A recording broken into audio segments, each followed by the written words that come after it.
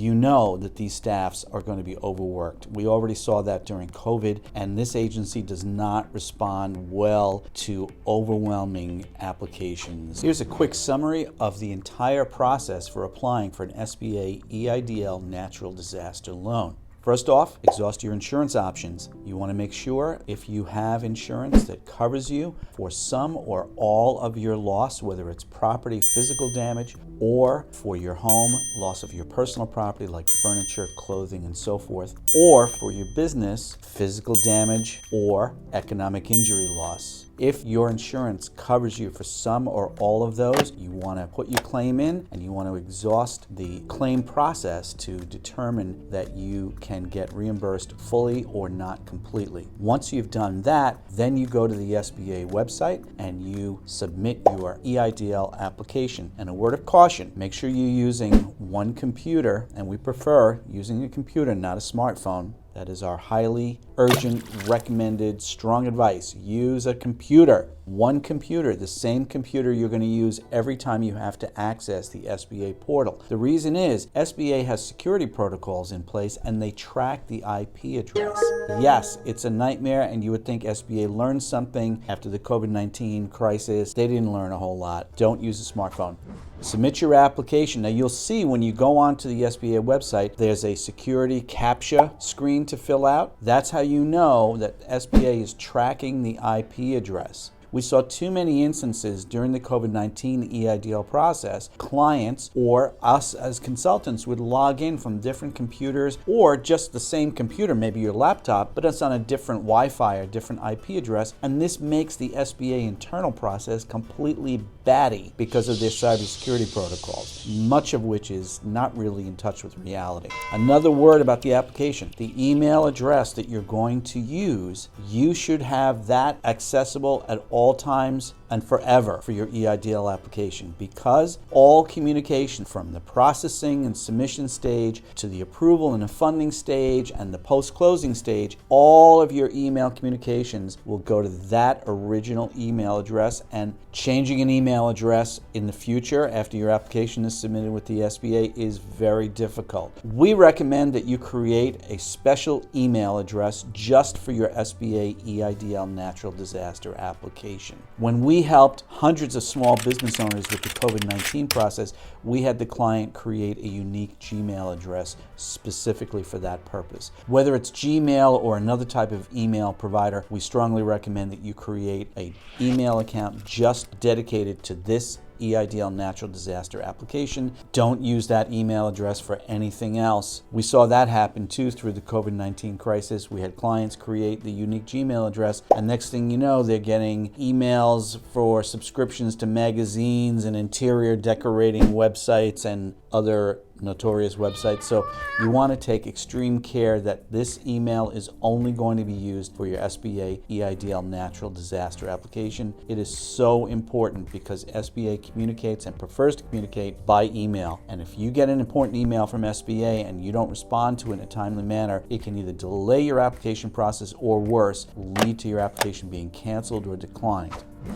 Now, once you have submitted your SBA application online, you will get a request for documents. We have a whole series of videos on how to submit documents, how to create forms. So we'll let you go to our playlist and make sure you do subscribe so that you can get notifications when we upload new instructional videos and updates on the Natural Disaster Program. I wrote a comprehensive guidebook called The Roadmap to Recovery on how to apply for an SBA Economic Injury Disaster Loan. It doesn't guarantee you approval, no, but you know what it does? It gives you how a loan officer thinks and how the SBA works from our experience having processed hundreds of loans and spoken to thousands of small business owners during the COVID-19 EIDL process. The link is down below in the description. Generally, you want to submit PDFs only. No, don't take a picture of a document with your smartphone and upload a photo.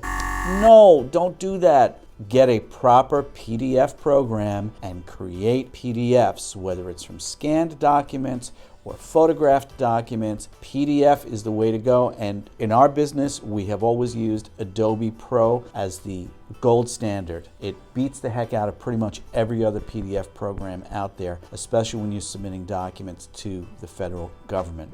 A quick note about confusion about submitting documents. You may check into your SBA portal in the future and discover that it's requesting documents that you have already submitted. I don't know why the SBA can't fix this problem. We've seen it time and again. I would recommend not submitting the second set of documents until you have spoken to a loan officer. It's a nice segue into the next step. So you have exhausted your insurance claims, you have used a single computer, a single dedicated email address, and you have submitted your SBA application online, and then you have uploaded documents. And now the waiting begins. The waiting for a loan officer.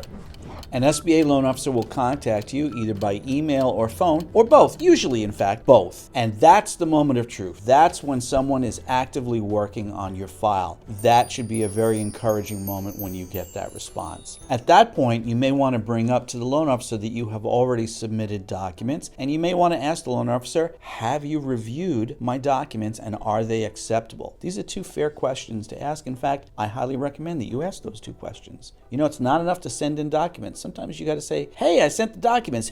Did you get them? You kind of want to get that review process out of the way, because here's what SBA does. And they were doing this on SBA loans even before COVID. On the SBA loans we did, SBA loan officers, SBA processors will paper you to death. You know what that means? You uploaded 75 documents. They'll look at one document, and they'll tell you, oh, this document is not acceptable because the copy's not clear, whatever the reason. And you're like, okay, great, they're working on the loan. So you resubmit the document however they want it fixed. And then you're waiting. And then you get another communication because now they've looked at that one and now they've looked at the next one. They tend, in many cases, to look at one piece of paper at a time or just a couple of documents at a time. So I'm warning you in advance, try not to get too frustrated with that. That's just how this bureaucracy works. I'm a retired loan officer. It made me completely nuts, but it is, as they say, what it is. That's why up front you want to say to the loan officer, did you get the documents?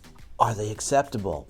Did you look at all of them? Hey, that's a good question too. So now you've got to that part. SBA loan officer working on your file. Patience, patience, patience. Remember, this is a huge government bureaucracy, and with the natural disasters that are occurring, Hurricane Fiona, Hurricane Ian, and all the claims that are coming in, you know that these staffs are going to be overworked. We already saw that during COVID, and this agency does not respond well to overwhelming applications and lots of work. Their bureaucracy doesn't have the foundational elements, so that's why we implore you, bring 85,000 tons of patience with you to your SBA natural disaster process. Documents, we've done playlist videos on those, so make sure you subscribe, hit the notifications bell so you can get updates when we do more videos like this. We're here to give you information that we know that you need, and here's to a quick and successful and healthy recovery for you and yours.